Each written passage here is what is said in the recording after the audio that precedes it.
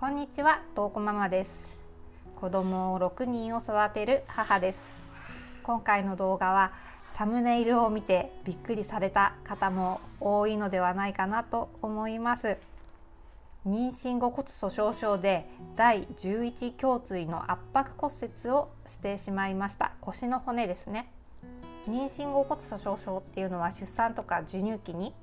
骨が脆くなって骨折する病気のことです。撮影しているのは診断を受けてから2週間後ぐらいなので、今はだいぶ状態が良くなっています。診断当初っていうのは本当に腰が痛くて、もうカメラを回せる状況ではなく、生まれたばっかりの末っ子と2人でベッドで横になってもうずっと寝ていました。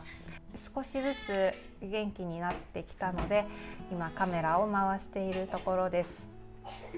YouTube でこのような発信をするのはどうしようかと悩んだのですが、同じ症状で悩む方だとか、これから出産を控えている方の参考になれば嬉しいなと思って、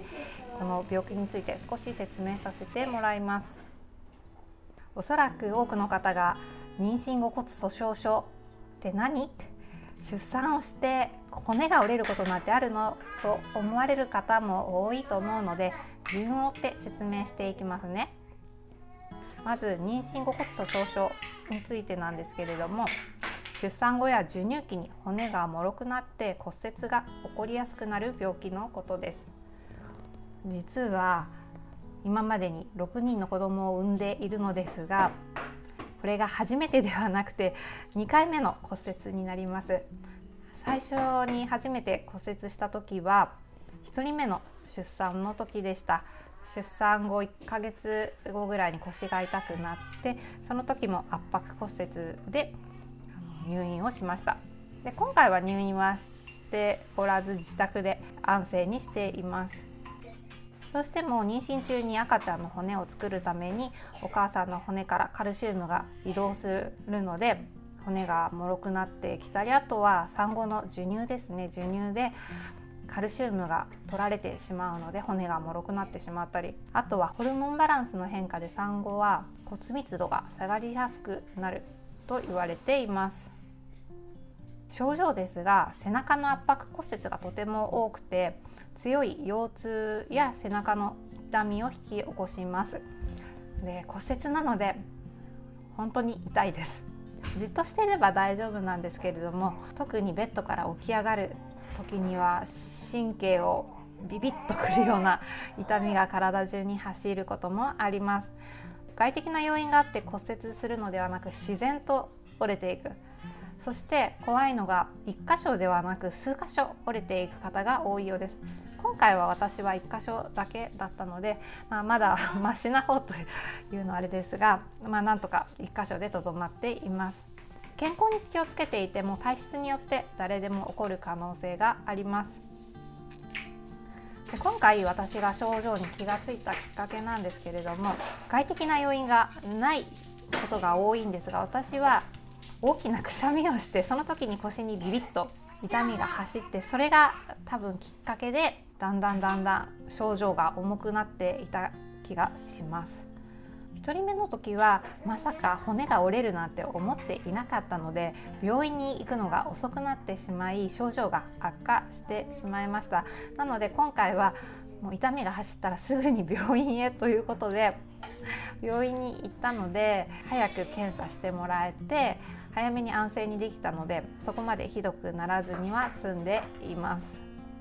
どんな検査を受けたかなんですが、いつも通っている整形外科に行ってレントゲンを取って MRI 骨密度の検査、血液検査をしました。で、行った当初は痛みが発症してから3日目ぐらいだったんですけれども、レントゲンでは骨は折れてないねとは言われたんですが、この痛みは尋常じゃないので、もっと精密検査をすぐにしてくださいということで MRI を取ってもらいました。で、 MRI を取ったら胸椎が一つ圧迫骨折しているということで、すぐに横になって安静にしてくださいと言われて、今に至ります。1人目のことがあったので早めに病院にかかれたことが良かったかなと思っています。1人目の時は本当に分からなくて、何が原因かよく分からず、少し待てば治るかなと思っていたらだんだんひどくなって、もう歩ける状態ではなくなってから病院に行ったという感じでした。もし出産後に強い腰痛が続く方がいれば、整骨院などではなく整形外科を早めに受診するのがおすすめです。で、ここから治療方法なんですけれども、骨の治療は安静にしていると 2,3 週間で強い痛みは引いてきて、その後はコルセットをつけて完治まで約3ヶ月ほどかかります。骨盤から胸までの金属製のコルセットをつけて背中が曲がらないようにしています。すごく苦しいですけれど、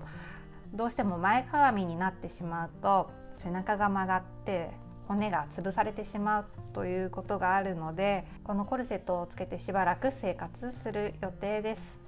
あとは断乳ですね。メインは私は今まで母乳育児をしていたんですが、どうしてもカルシウムが出てしまうということで、もう泣く泣くミルクに少しずつ移行中です。ここまでは骨の治療に関してなんですけれども、骨粗しょう症の治療に関しては適切な栄養、運動、日光浴、あとは投薬などがあります。私自身骨が弱いということを1人目の出産の時に分かっていたので、日頃からバランスのいい食生活を送ったり、足りない分はサプリメント、ビタミン D のサプリメントを飲んで補ってきました。ですが今回の出産は私の体に勝てませんでした。でも2人目、3人目、4人目、5人目、4人の子供は特に問題なく出産することができたことは本当に幸せだなと思っています。次は日中の過ごし方についてなんですけれども、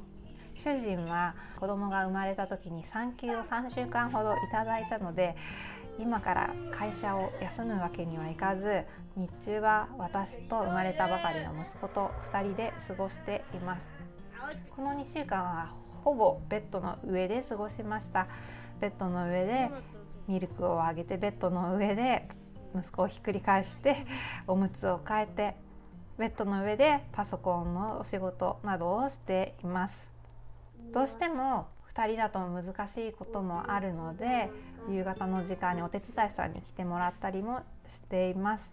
でも本当に主人と子どもたちがとっても手伝ってくれて、いろんなことをやってくれています。ご飯作りだったりとか、お風呂、あとは抱っこ、ミルク作り、本当に家族のみんなに助けられているなと思っています。骨折した状態でどのように赤ちゃんをお世話しているかなんですけれども、とても泣き虫な赤ちゃんなので、おしゃぶりを買ってチュパチュパ座らせたりだとか、あとはなるべく抱っこをしない、抱っこをするときは子供に頼んで連れて行ってもらったりだとか、どうしても抱っこをするときは膝の上に乗せて腰に負担がかからないようにしています。でもこれからどこかに移動する時とかはすごく困るなと思いながらどうしようかなという感じです。抱っこ紐だったりね、なかなか使えないので、ベビーカーに乗せてどこかに出かけたりかななんて思っています。で、続いては産後の精神面や影響についてなんですけれども、1人目の時は赤ちゃんと離れて1ヶ月の入院となりました。初めての妊娠と出産で思うように育児ができないし、母乳は止めることになり、もう毎日のように泣いていたような気がします。特に産後はホルモンのバランスで精神が崩れやすいのもあり、とっても不安定な状態でした。今回は体が思うように動かせず、もどかしい気持ちはありますが、子どもたちと家で過ごすことができて、また家族やいろんな方にサポートをしてもらえているだけで十分幸せを感じています。子どもが6人いるので落ち込んでなんていられないです。今後の生活ですが、完治するまではコルセットをつけて無理のない範囲で生活していく予定です。先生にも料理をするのは大丈夫とおっしゃっていただけたので、もう少し状態が良くなったら料理作りも再開していこうと思っています。体のためにもこれまで通りバランスの良い食事を心がけていこうと思っています。 YouTube もできる範囲で更新を続けていく予定です。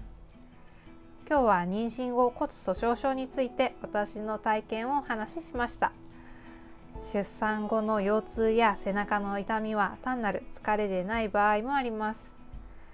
同じように悩んでいる方の参考になれば嬉しいですし、少しでも一人じゃないと思っていただけたら幸いです。最後までご視聴いただきありがとうございました。左手のご飯公式 LINE からパラパラチャーハンの作り方など無料動画を3本プレゼントしています。詳しくは概要欄をチェックしてね。また次の動画でお会いしましょう。